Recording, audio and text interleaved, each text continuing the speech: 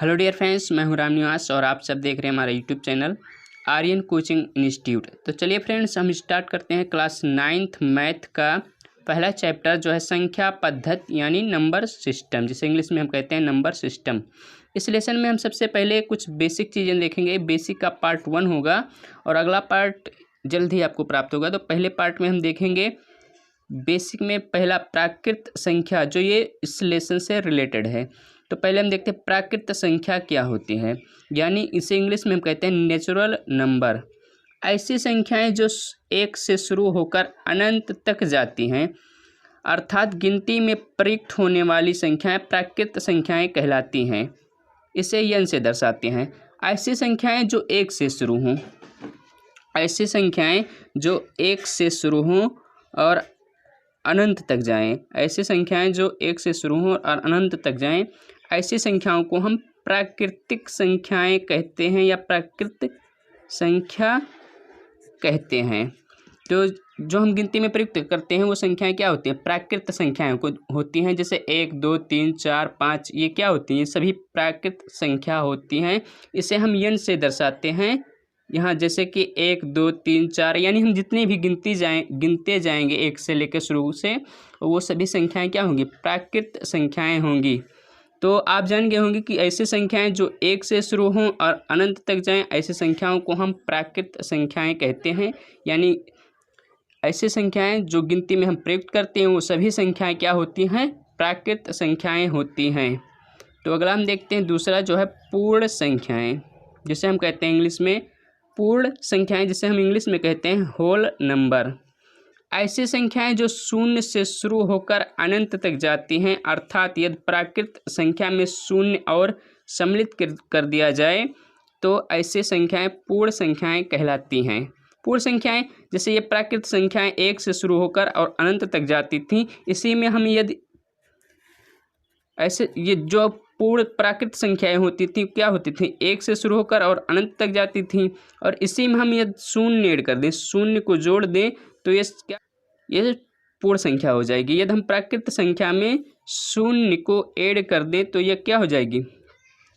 0 को प्राकृत संख्या में हम 0 को ऐड कर देते हैं तो ये क्या होती है? प्राकृत संख्याएं पूर्ण संख्या में हो जाएगी। जैसे कि 0 को हम जब ऐड करते हैं प्राकृत संख्या में तो ये पूर्ण संख्या हो जाएगी, और ये इसे हम W से प्रदर्शित करते हैं। इसे हम लिखते हैं 0 1 2 3 4, यानी अनंत तक जितनी भी हम गिनते जाएंगे वो सभी संख्याएं क्या होंगी? पूर्ण संख्याएं होंगी। ऐसी संख्याएं जो 0 से शुरू हों उन्हें हम कहते हैं पूर्ण संख्याएं, और ऐसी संख्याएं जो 1 से शुरू होती थी उसे हम कहते हैं प्राकृत संख्याएं। तो अगला हम देखते हैं तीसरा जो पूर्णांक। इसमें हम देखेंगे पूर्णांक को हम इंग्लिश में कहते हैं इंटीजर्स। सभी पूर्ण संख्याएं तथा ऋणात्मक संख्याएं 0 के साथ मिलकर पूर्णांक बनाती हैं। सभी पूर्ण संख्याएं जो पूर्ण संख्याएं होती थी वो पूर्ण संख्याएं किसे कहते हैं? जो 0 से चालू हों, यानी 0 से स्टार्ट हों, 0 1 2 3 यानी अनंत तक जो 0 से स्टार्ट होती थी उन्हें हम कहते हैं पूर्ण संख्या। तो कह रहा आप सभी पूर्ण संख्याएं यानी जितनी भी पूर्ण संख्याएं हैं और ऋणात्मक संख्याएं 0 के साथ मिलकर पूर्णांक बनाती हैं। तो ये यहाँ पर हम देख रहे हैं 0 जो है 0 के साथ मिलकर क्या है? माइनस, ये जो हैं ये ऋणात्मक हैं और ये जो इधर के हैं ये धनात्मक हैं। तो पूर्णांक 2 प्रकार के होते हैं, एक होता है धनात्मक पूर्णांक और दूसरा होता है ऋणात्मक पूर्णांक। जो 0 के दाएं तरफ होता है ये होते हैं धनात्मक, यानी जिसमें हम कोई भी चिन्ह ना ऐड हो उसमें प्लस छुपा होता है। तो यानी कि जो ये 1 2 3 4 यानी इनफाइनाइट तक अनंत तक ये जो संख्याएं हैं ये क्या हैं? ये धनात्मक संख्याएं हैं। ये माइनस में जो आपको पहले से चिन्ह यहाँ पर दिखाई दे रहा हो, -1 -2 -3 -4 यानी अनंत तक जितनी भी ये संख्याएं होंगी ये क्या होंगी? माइनस के जो इधर के होंगे ये ऋणात्मक संख्याएं होंगी। तो धनात्मक पूर्णांक और ऋणात्मक पूर्णांक 2 प्रकार के। तो धनात्मक में आएगा 1 2 3 4 यानी अनंत तक जितने भी हम लिखते जाएं ये क्या होंगे? धनात्मक पूर्णांक होंगे। और दूसरा जो है ऋणात्मक पूर्णांक। ऋणात्मक पूर्णांक -1 से जो होंगे, -1 -2 -3 -4, यानी जितने भी हम इधर लिखते जाएं ये सभी क्या होंगे, ऋणात्मक पूर्णांक। तो आप सभी समझ गए होंगे कि सभी पूर्ण संख्याएं तथा ऋणात्मक संख्याएं शून्य के साथ मिलकर पूर्णांक बनाती हैं और पूर्णांक को हम i और z से प्रदर्शित करते हैं। ये शून्य के साथ मिलकर ऋणात्मक और धनात्मक जो होती हैं ये संख्याएं पूर्णांक बनाती हैं। तो अगला टॉपिक हम देखते हैं, जो चौथा है परमीय संख्याएं। परमीय संख्याएं किसे कहते हैं? परमीय का अर्थ होता है जिसे हम p/q के रूप में लिख सकते हैं। ऐसी संख्याएं जिन्हें हम p/q के रूप में लिख सकते हैं वो सभी संख्याएं क्या होंगी, परमीय संख्याएं।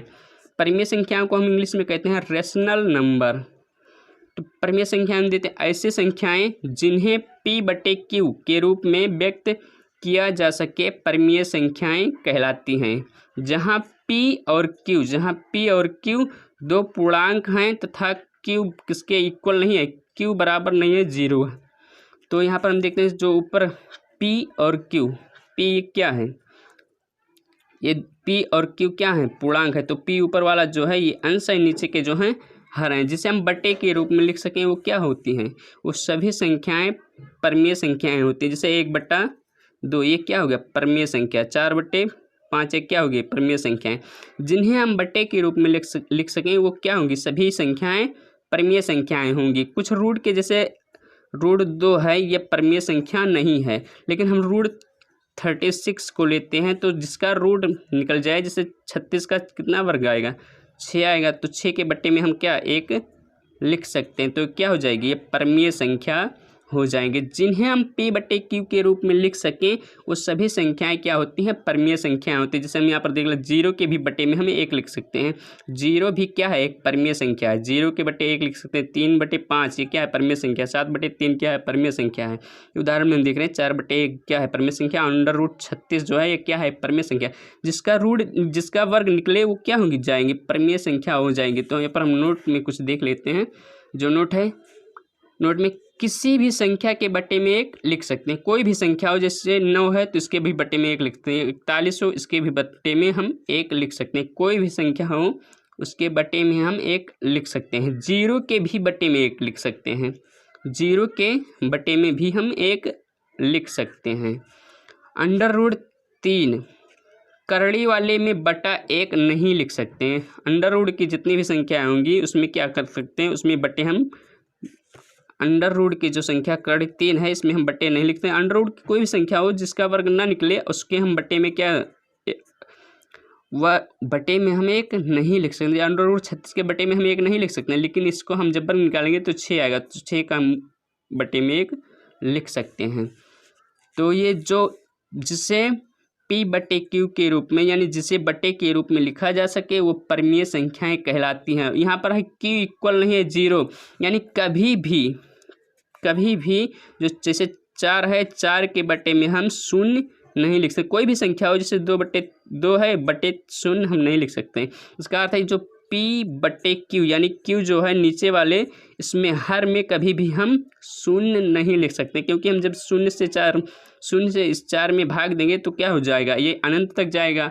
तो ऐसे संख्याएं ये 0 यानी हम किसी भी संख्या के नीचे जो 0 नहीं लिख सकते।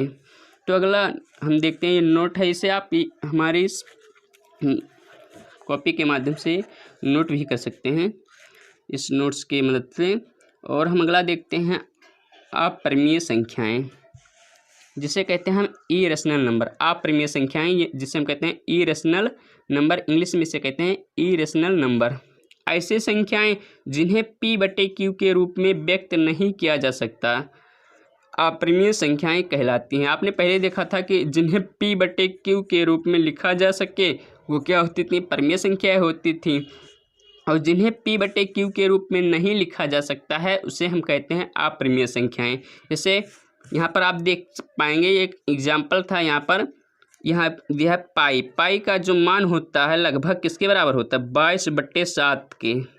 22/7 के जो 22/7 है ये क्या है, एक परिमेय संख्या है, परिमेय संख्या है। लेकिन पाई जो है एक अपरिमेय संख्या है, क्योंकि इसका जो मान होता है 3.14 भी होता है। और इससे जब 7 से हम 22 में भाग देंगे तो 3.144 यानी कि जितने भी हम इसे भाग दे दें अंक इधर बढ़ते चले जाएंगे। तो ये पाई जो है एक अपरिमेय संख्या है, और जिसके हम बट्टे में जिसके बट्टे में हम नहीं लिख सकते कुछ, उसे हम कहते हैं अपरिमेय संख्या। तो यहाँ एग्जाम्पल में देखें पाई √3 √3 ये क्या है अपरिमेय संख्या। √2 का वर्गमूल नहीं, अंडर जो 2 है इसका वर्गमूल नहीं किया जा सकता है। ऐसे √3 के नीचे हम कुछ भी नहीं लिख सकते हैं, यानी जिसके बट्टे में हम लिख सकते थे वो परिमेय संख्या, और जिसके बट्टे में हम नहीं लिख सकते वो होती हैं अपरिमेय संख्या। इन दशमलव के बाद की संख्या भी अपरिमेय संख्या होती है। यहाँ पर हम देख सकते हैं कि जो दशमलव के बाद है 0.100 यानी कि जितने भी संख्या होंगी क्या होगी अपरिमेय संख्या होती है। जिसके बट्टे में हम कुछ भी नहीं लिख सकते उससे हम कहते हैं अपरिमेय संख्या। अगला पार्ट आपको जल्द ही मिलेगा, और यदि वीडियो पसंद आया हो तो आप हमारी इस वीडियो को लाइक करें और चैनल पर नए हैं तो सब्सक्राइब कर लें। इसी प्रकार आपको क्लास 9th और 10th मैथ्स का जो यूपी बोर्ड का है इसमें आपको क्लासेस प्राप्त होंगी, और लगातार आप हमारे इस चैनल पर बने रहें, और इस चैनल के माध्यम से आपको फ्री में कोचिंग दी जाएगी। और अगर अब वीडियो आपको पसंद आए तो हमारी इस वीडियो को लाइक करें, चैनल पर नए हैं तो सब्सक्राइब कर लें और बेल आइकन को भी प्रेस कर दें। जय हिंद, मिलते हैं अपने अगले वीडियो में।